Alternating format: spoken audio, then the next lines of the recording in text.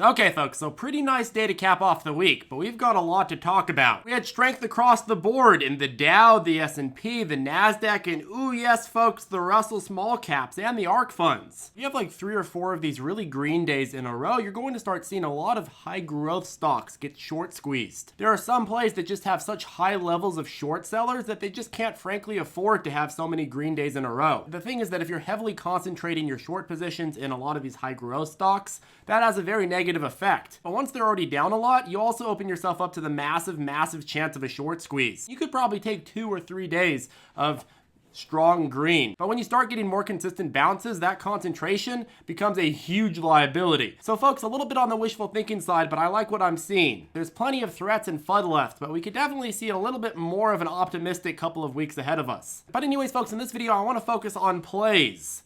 Updates and guidance on some of our plays and things that you need to be thinking about over the weekend. Most importantly, I'm going to be talking about one stock that I think deserves a buy next week. And before we get into all of this, the only thing I ask of you is that you hit that ravishing like button and also don't forget to subscribe. Okay, quick updates. Green Tech did very well today. Your plug, your FCell, your Sun W, your SOL, all up 5 to 10% today. Green tech is a sector that the Biden administration is going to help out a lot, so snapping up good deals here are going to set you up very nicely towards the end of the year especially. But when it comes to snapping up some good deals in green tech, I would say look for the stocks that have retested their March lows and held above them. For example, Plug gave way to the pressure and broke below those March lows, where Sun W, Gevo, and Sol all managed to find a floor of buyers exactly at or near the March lows. Why the heck does it matter? Well, because the green tech sector was one of the sectors that came under the most pressure in the last couple of weeks and in the last couple of months. So if there's enough buyers at a certain floor to hold that pressure, that says a lot about the stock. In some situations, it does make sense to focus more on stocks that have broken down below March lows, specifically because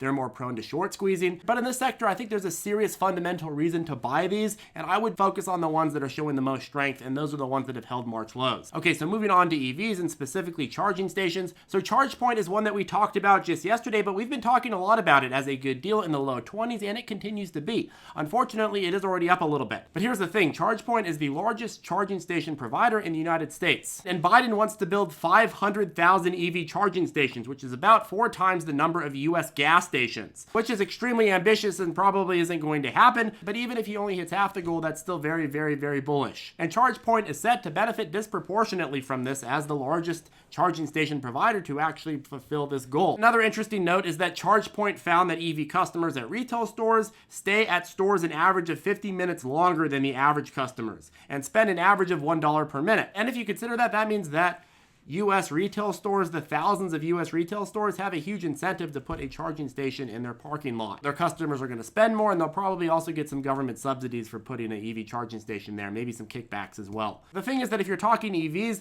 one of the biggest problems with EVs is there's not enough infrastructure for people to charge at. They can have their own, they could go to a superstation, but with all of these massive companies coming out and making EVs, in the next 5 to 10 years, there's going to be a massive shortage of charging stations. So in order to actually have a trend of EV growth, you have to have this charging infrastructure in place, and Chargepoint is the best fit. There's some other ones that we've talked about, which are tickers for other videos, but CLII is another one. They have DC charging stations, which are much faster, but also more expensive. That's also going to be a strong factor of this proposal. But still, folks, in terms of plays that make the most sense, FUD or not, I would say that Chargepoint is one of the best. CLII has the disadvantage that it's still an SPAC, and SPACs are in shite mode right now. So anyway, something to think about. Another Biden proposal is electrifying school buses. This brings us back to Proterra, which is merging with ACTC. Biden took a virtual tour of Proterra's electric bus and battery making factory in South Carolina this week. But with this play, I think that you have to have either a very long-term outlook or a very short-term outlook. SPACs right now have to be either day traded or very long-term holds. Like I said, the SPAC environment is really tough right now. The niche is waiting for the SEC to provide some clear guidance for how these are going to be regulated, because back in the day when all of them were popping up, it was kind of the Wild West. There were regulations, but it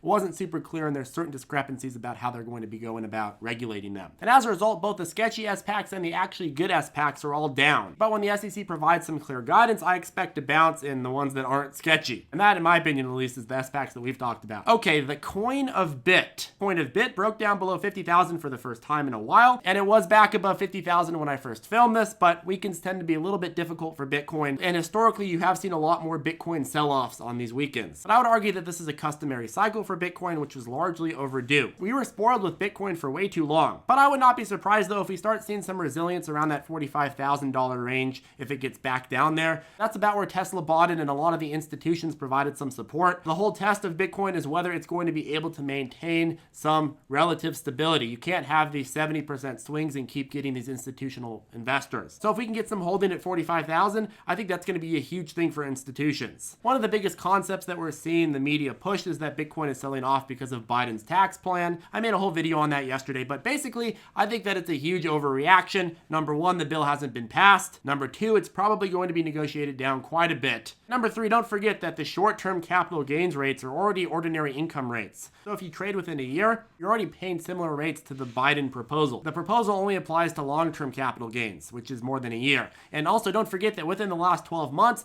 most of the capital that came into Bitcoin doesn't even qualify yet for long-term capital gains. 1 year ago today, Bitcoin was trading at like 8,000. Now it's trading at 50,000. So all of that capital between 8,000 to 50,000, the vast majority of it doesn't qualify for those long-term capital gains. And amongst early adopters who got in way below 8,000, these are people that refused to sell out of Bitcoin at any point during the uptrend and downtrend cycle. If they didn't want to sell out during the massive bludgeons that we had during the last year in Bitcoin and also during the years before that, then my guess is they're not going to sell out based on just a Bloomberg report that Biden is going to be raising the capital gains rate. If it gets through, it's going to be negotiated down. Okay, in terms of short-term trades, we have started seeing some strength in pre-market catalyst plays. This morning, we briefed on SYPR because they announced they won a contract for a deep space program. And if you're following the ZipTrader U way of doing things, whole goal is to buy the strength over the blue price strength SMA line and then sell out at that break below it with the option of using a stop loss. And obviously there's a lot of elevating and deprecating factors that we cover on how to read a chart and how to sort of manage these plays. It's not so simple as just buying into the price strength, because what if that price strength doesn't sustain itself? There's volume, there's upward versus downward potential, there's previous patterns, there's understanding acceleration and momentum. But for those of you who are day trading, some of my best catalyst plays are those pre-market drops. We have two different schools of thought at ZipTrader. Number one, there's buying high conviction plays at good prices and then just waiting them out. And then number two, there's day and swing trading short-term moves and market inefficiencies. If you are somebody that's finding that just buying high conviction plays at good deals isn't that exciting for you, especially these days, then you may find that expanding into day trades and swing trades like SYPR would be a good fit for your trading style. I personally recommend doing a combination of actually long-term investments,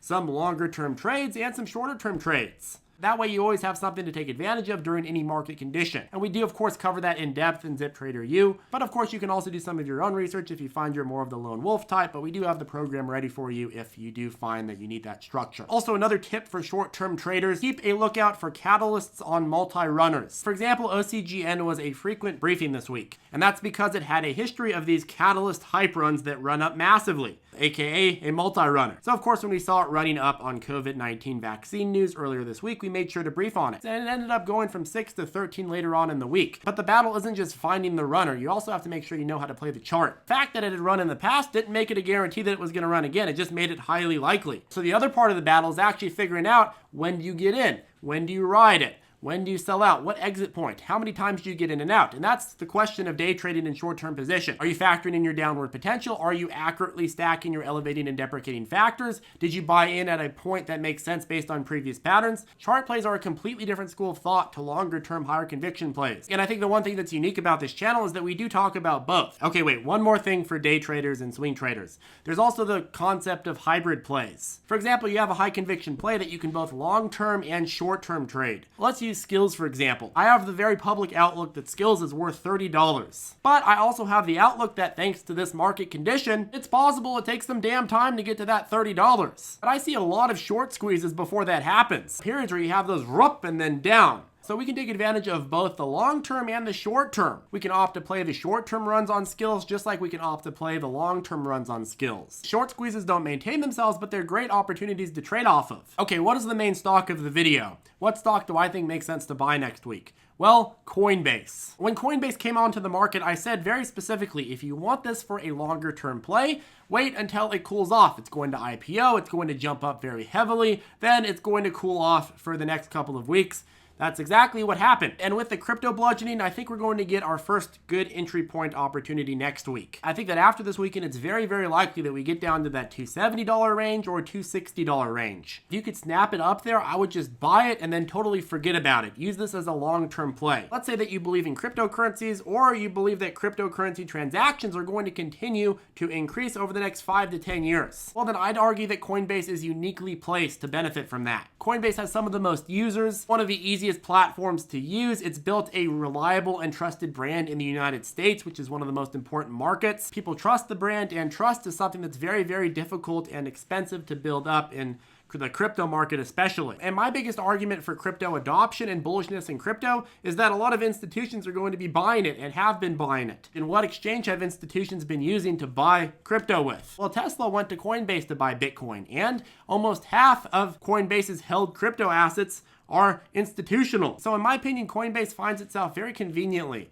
located right in between the huge trend of crypto adoption. And yes, we do have that threat of just a complete bludgeon in Bitcoin, which can cause us an even better deal. And you know how this FUD market works. But overall, if you're looking for a play that's going to be long-term and you have the stomach for it, this is one that I don't think that you're going to regret. And it's also true that ARK started buying it from the first day that it came out, which I don't know if I would have done that, but still, it says something about conviction that they were going to buy it right in the beginning. Anyways, folks, that caps off the video. If you have any questions, feel free to reach out to us below or join us on ZipTrader Circle. Also, quick plug, if you'd like to learn how to trade with our step-by-step lessons, our private chat, and our daily morning briefings where we brief on all the latest catalysts in the market, well, I'll go ahead and put a link to ZipTrader below. Anyways, folks, that caps off the video, and I'll see you in the next one.